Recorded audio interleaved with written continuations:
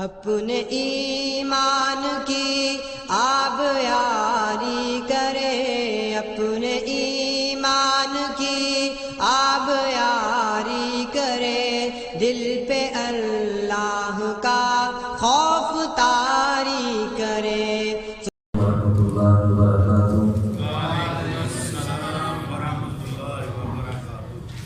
یا رب لک الحمد کما ينبغي لجلال وجهك وعظیم سلطانک، واشهد ان لا اله الا الله واشهد ان محمدا عبده ورسوله صلی اللہ علیہ وسلم، اما بعد فاعوذ باللہ السمیع العلیم من الشیطان الرجیم، من همزه ونفخه ونفثه، بسم اللہ الرحمن الرحیم۔ کل کے سبق کے اندر اللہ رب العالمین نے پیارے نبی صلی اللہ علیہ وسلم کو مخاطب کرتے ہوئے فرمایا کہ نبی صلی اللہ علیہ وسلم جب آپ سے سوال کرے نا میرے بندے میرے متعلق، تو ان کو کہہ دیجیے کہ اللہ بہت ہی قریب ہے اور ہر پکارنے والے کی پکار کو سنتا ہے اور تمہاری بات کو قبول بھی کرتا ہے۔ تمہیں بھی چاہیے کہ اس کے حکم کو قبول کرو اور اسی اللہ پر ایمان لے کے اللہ یشکرون، تاکہ تم ہدایت پا جاؤ۔ پھر اللہ رب العالمین نے ایک رخصت دی جو پہلے نہیں تھی۔ پہلے یہ تھا کہ جو عشاء کی نماز پڑھ لیتا اس کے بعد اس کے لیے کھانا پینا منع تھا، بیوی کے پاس جانا بھی منع تھا۔ پھر بعد میں اللہ رب العالمین نے آسانی پیدا کرتے ہوئے فرمایا افطاری کرنے کے بعد تم فجر تک جو کچھ کھانا چاہو تو کھا پی سکتے ہو، اس کے اندر کوئی حرج والی بات نہیں۔ اگر بھی اپنی بیوی کے قریب جانا چاہے تو جا سکتا ہے، اس کے اندر بھی کوئی حرج نہیں ہے۔ پھر اس کے بعد ارشاد فرمایا یہ تم اس وقت تک کھا سکتے ہو جب تک سیاہ داغا سفید داغے سے واضح نہ ہو جائے، یعنی نمایاں نظر آنے لگ پڑے سفید داغا، تو اس وقت تک تم کھا سکتے ہو۔ صحابہ کو اس بات کی ذرا سمجھ نہ آئی، یعنی وہ نہیں سمجھ سکے، وہ داغے کو داغے کی صورت میں انہوں نے سمجھا، تو اللہ رب العالمین نے پھر لفظ اختیار کیا من الفجر، فجر تک تم کھا سکتے ہو، جب فجر طلوع ہو جائے تو پھر اس کے بعد کھانا پینا منع ہے۔ اور پھر آگے فرمایا تم اپنے روزے کو رات تک مکمل کرو، مغرب کے تک۔ اور پھر اعتکاف کے متعلق فرمایا کہ تم نے اعتکاف کرنا ہے تو مسجد کے اندر کرنا ہے، اور پھر اعتکاف کے دوران تم نے عورتوں کے قریب نہیں جانا۔ اللہ فرماتے ہیں یہ اللہ کی حدیں ہیں، تم نے ان کو نہیں ماننا، ان کے قریب نہیں جانا۔ یہ اللہ رب العالمین واضح ہے تمہارے لیے بیان کرتا ہے لعلہم یتقون، تاکہ تم متقی پرہیزگار بن جاؤ۔ اللہ کو یہی بندہ پسند ہے جو ڈرنے والا، اپنے دل کے اندر خوف رکھنے والا ہو، اللہ کو یہی بندہ پسند ہے۔ اللہ سے دعا ہے اللہ رب العالمین ہمیں بھی ان خوش نصیبوں کے اندر شامل فرمائے۔ آج کا سبق ہے وہ صفحہ نمبر 24 ہے اور آیت نمبر 188 ہے۔ آج کے سبق کے اندر اللہ رب العالمین اس حوالے سے بات کریں گے کہ حرام مال نہ کھاؤ، جو تمہارا حق نہیں ہے اس کو نہ کھاؤ، چھوڑ دو۔ تمہیں پتہ ہے کہ تمہارا نہیں ہے، تم اس کے قریب نہ جاؤ۔ کسی انسان کے کہنے سے نہ ہی کوئی مال حلال ہو سکتا ہے نہ ہی حرام ہو سکتا ہے، کسی حاکم کے فیصلے سے نہ مال حلال ہو سکتا ہے نہ ہی حرام ہو سکتا ہے۔ جو حرام ہے وہ حرام ہے، جو حلال ہے وہ حلال ہے۔ اسی لحاظ سے آگے چاند کے متعلق بات ہوگی، پھر جہاد فی سبیل اللہ کے متعلق بات ہوگی، مزید بات انشاءاللہ ہم سبق کے اندر پڑھیں گے۔ اللہ رب العالمین نے ارشاد فرمایا وَلَا تَأْكُلُوا، اور نہ تم کھاؤ اموالکم بینکم، اپنے مال آپس میں، کس انداز سے؟ بالباطل، باطل طریقے سے، وَتُدْلُوا بِهَا، اور تم اس کو لے جاتے ہو بِهَا إِلَى الْحُكَامِ، اپنے حاکموں کی طرف، لِتَأْكُلُوا، تاکہ کھائے، فَرِيقًا، ایک گروہ، مِنْ أَمْوَالِ النَّاسِ، لوگوں کے مال سے، بالاسم، گناہ کے ساتھ، وَأَنْتُمْ تَعْلَمُونَ، حالانکہ تم جانتے ہو۔ اللہ اکبر۔ نبی علیہ السلام نے فرمایا جس نے کسی کی ناجائز ایک بالشت زمین کے اوپر قبضہ کیا نا، ایک بالشت زمین کو حاصل کیا ناجائز طریقے سے، کل قیامت کا دن ہوگا، اللہ رب العالمین اس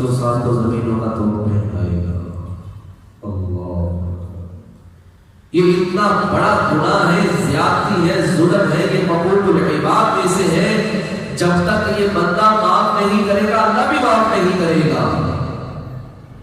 فرمایا لوگوں اگر کسی کا دنیا کے اندر مسئلہ مسائل ہے آج ہی اس سے معافی مانگ لے، اپنے گناہ کو معاف کروا لے، کیونکہ کل قیامت والے دن وہاں صرف یہ نہیں ہوگا کہ دن و دینار لے کے معاملہ ختم ہو جائے گا، فرمایا وہاں تو نیکیاں چلیں گی، اگر نیکیاں ختم ہو جائے گی تو پھر مظلوموں کے گناہ اس کے اوپر ڈال کے اس حاجی صاحب کو، اس نمازی کو عہدے کو رسید کے جناب جہنم کے اندر گرا دے گا۔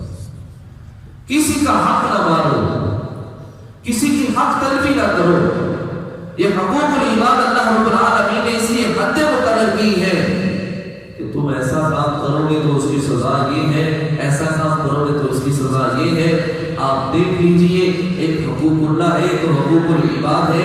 حقوق اللہ میں سے سب سے پہلے نماز کے متعلق سوال ہوگا، اور حقوق العباد میں سے سب سے پہلے قتل کے متعلق سوال ہوگا۔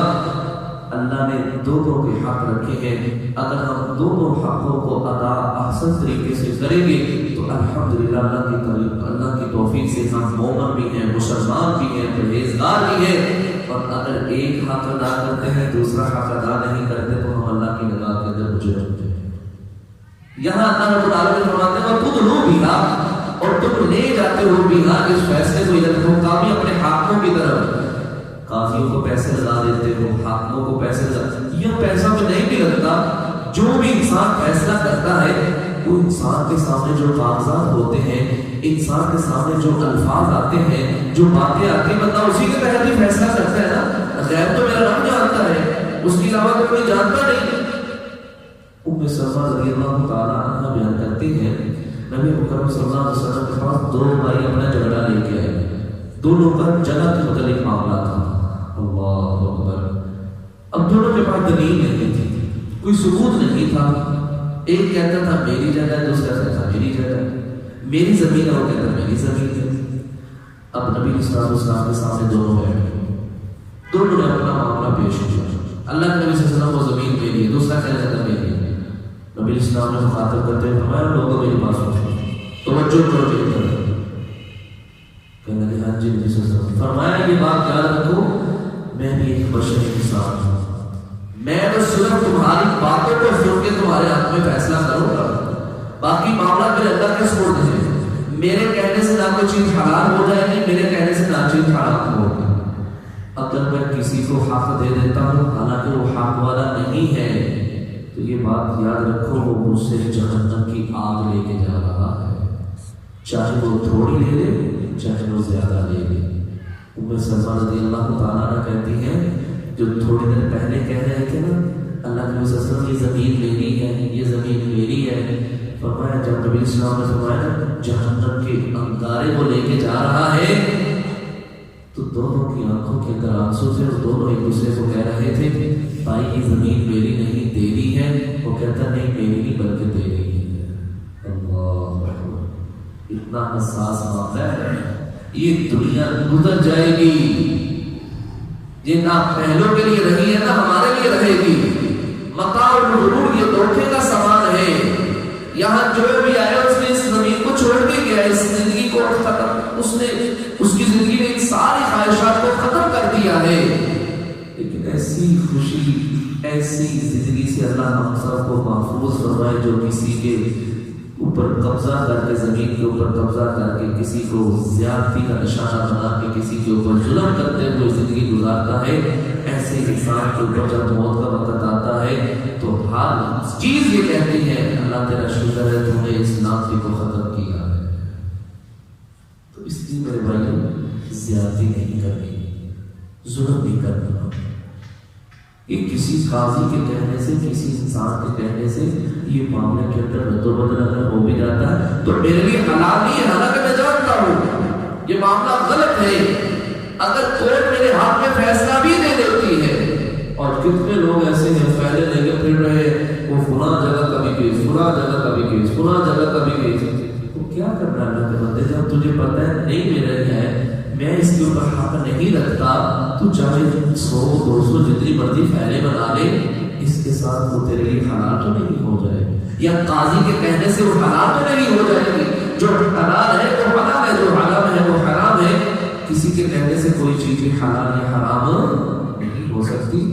جو میرے اللہ نے مقرر کر دی ہے معاملات، ان سے اگر انسان ہٹے گا تو وہ حرام کھائے گا، حرام کا ارتکاب کرے گا.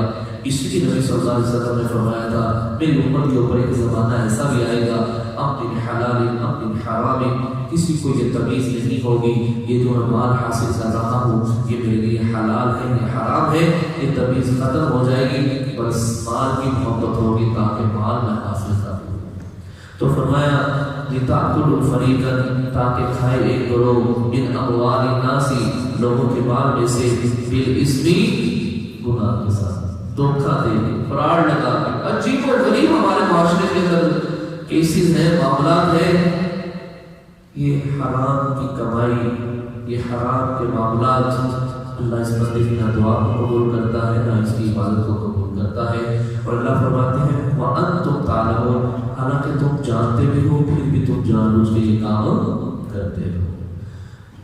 آگے چاند کے متعلق اللہ کہتا ہے يَسْأَلُونَكَ، اللہ کے نبی صلی اللہ علیہ وسلم یہ سوال کرتے ہیں ہم سے عَنِ الْأَهِلَّةِ، چاند کے متعلق. یہ چاند اللہ نے کیوں بنایا ہے؟ یہ چاند گلو ہوتا ہے، کبھی چھوٹا ہو جاتا ہے، کبھی بڑا ہو جاتا ہے، کبھی اس کا نقشہ بالکل ختم ہو جاتا ہے. یہ کیا ہے؟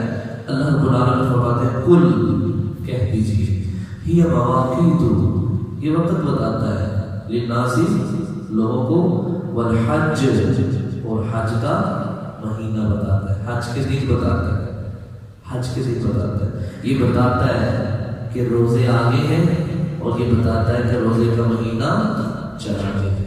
یہ بتاتا ہے حج کا مہینہ ہے. یہ بتاتا ہے کہ اس عورت کی عدت اتنی ہے، اس سے اپنے دن تم گننے شروع کر دو، تمہاری عورتوں کی عدت ختم ہو جائے گی. ماہواری کے ایام بتلاتا ہے.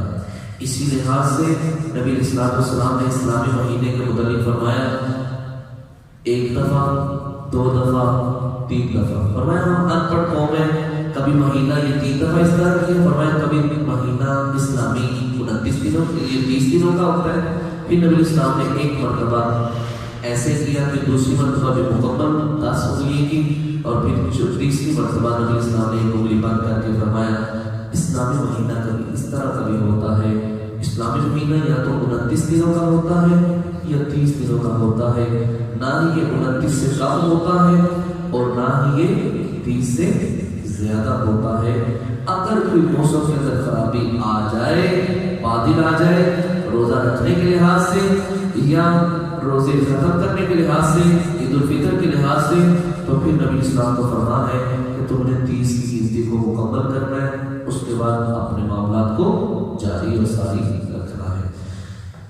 آگے ایک بات آ رہی ہے اس حوالے سے کہ جب کوئی بیت اللہ سے حج یا عمرہ کر کے آتا تھا نا تو وہ اپنے گھر کے اندر داخل جب ہوتا تھا نا تو وہ گھر کے دروازے میں سے داخل نہیں تھا ہوتا، وہ پیچھے سے آتا تھا.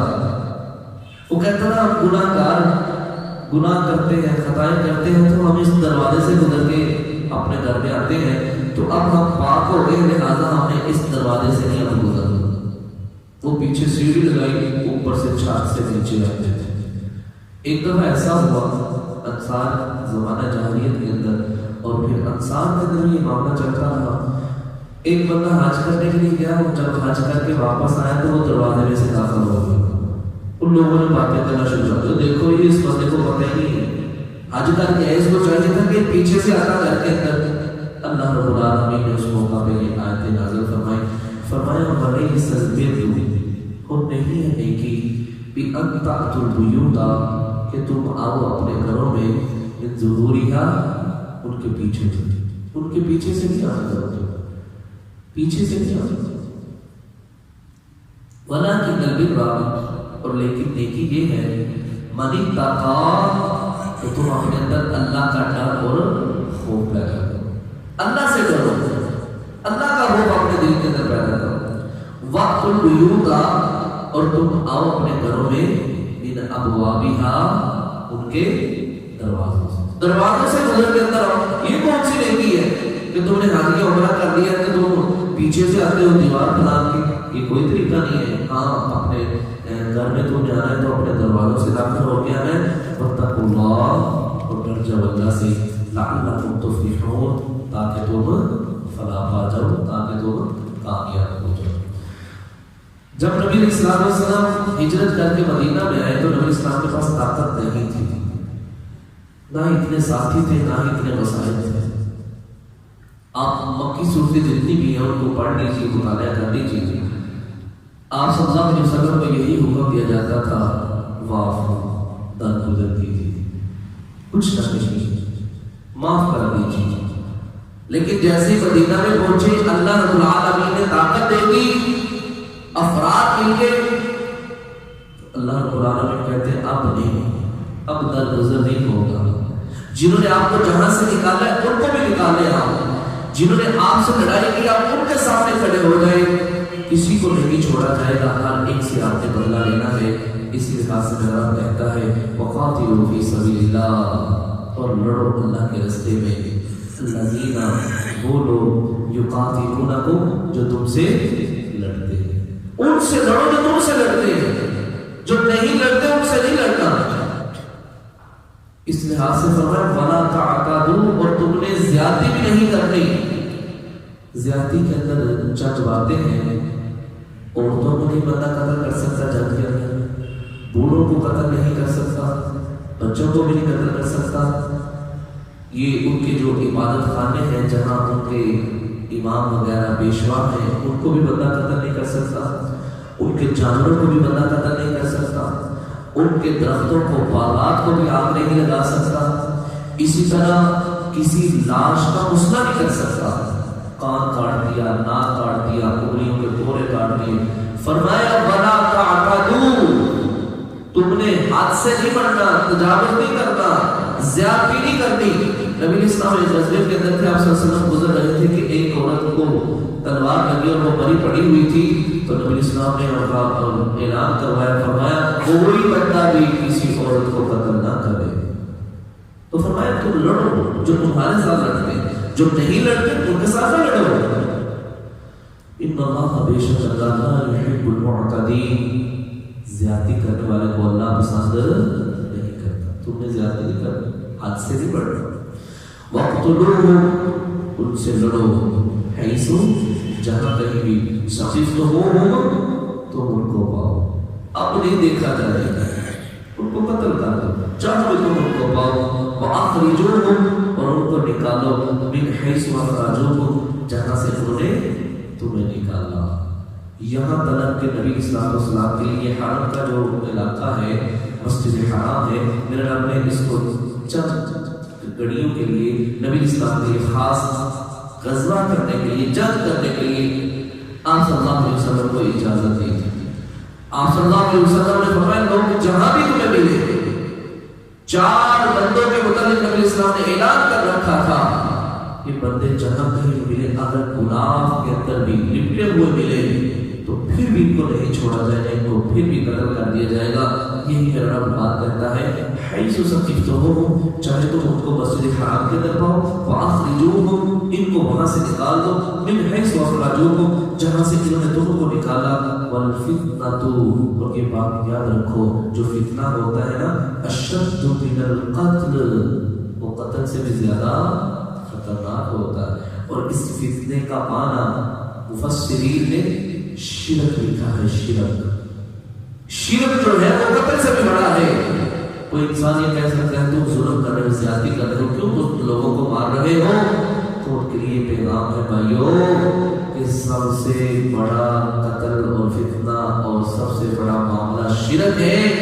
جب شرک رہتا ہے تو اس دنیا کے اندر اللہ رب العالمین کی طرف سے رحمت نازل نہیں ہوتی، بلکہ اللہ کی طرف سے عذاب نازل ہوتا ہے۔ اس لحاظ سے ہم اس شرک کو پاک کرنا چاہتے ہیں، اللہ کی اس زمین کو اس شرک سے، اور اللہ کا کوئی شریک نہیں، اللہ کا کوئی ثانی نہیں ہے۔ فرمایا وَالْفِتْنَةُ أَشَدُّ مِنَ الْقَتْلِ، اور فتنہ جو ہے وہ قتل سے بھی زیادہ سخت ہے۔ اس لحاظ سے یہ بھی بات یاد رکھیے، عام معاشرے کے اندر بھی ہمیں کوئی ایسے فتنے کا سبب نہیں بننا چاہیے جس سے بھائیوں کے اندر دوریاں پیدا ہو، مسجد کے اندر فتنہ پیدا ہو، گھروں کے اندر فتنہ پیدا ہو، لوگ پریشان ہو جائے، لوگوں کے معاملات خراب ہو۔ فتنے کا حصہ نہیں بنتا. اللہ فرماتا ہے والفتنة أشد من القتل، فتنہ جو ہے وہ قتل سے بھی بہت بڑا ہے. فرمایا ولا تقاتلوهم، اور نہ تم ان سے لڑو عند المسجد الحرام، مسجد حرام کے اندر. اب یہ کسی کے لیے جائز نہیں. اللہ رب العالمین نے جب سے زمین و آسمان کو بنایا نا، اس دن سے اللہ رب العالمین نے اس بیت اللہ کو، مکہ کو ہر پلہ قرار دیا ہے. فرمایا یہاں کوئی گھاس نہیں کاٹا جائے گا، کوئی شکار کسی کو بتایا نہیں جائے گا، کوئی بھی معاملہ ایسا نہیں کر سکتا. ہاں کوئی یہ کہے کہ نبی اسلام نے جہاد کیے، غزوہ کیے، فتح مکہ والا، تو نبی اسلام نے فرمایا اس کو کہہ دے گا کہ یہ اللہ رب العالمین نے میرے لیے چند گھڑی خاص مجھے عنایت فرمائی تھی اور میرے لیے خاص یہ حکم تھا. فرمایا یہ نہیں ہو سکتا، تو حرم کے اندر نہیں لڑ سکتے. حتی یقاتلوکم فی، ہاں اگر وہ تم سے ادھر لڑتے ہیں تو پھر تو تم نے ان کا جواب دینا ہے نا، تو پھر تم ان کو روک سکتے ہو، ان سے بدلہ لے سکتے ہو، ان کو مار سکتے ہو. فَإِن قَاتَلُوكُمْ، بس وہ اگر تم سے لڑے، فَاقْتُلُوهُمْ، تو تم بھی ان سے لڑو. اللہ نے تمہیں اجازت دی ہے، اپنا بدلہ لو. كَذَلِكَ جَزَاءُ الْكَافِرِينَ، یہی بدلہ ہے کافروں کا، سزا ہے کافروں کی.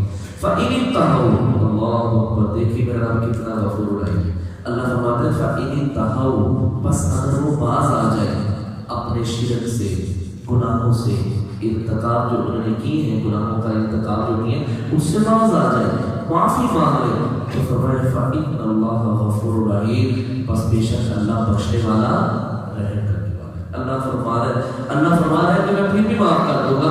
ایک دفعہ آئے تو صحیح میرے در پہ، لا الہ الا اللہ کا اقرار تو کرے، سچے دل سے میری وحدانیت کو مانے، تو میں اس کے پچھلے سارے گناہوں کو معاف کر دوں گا.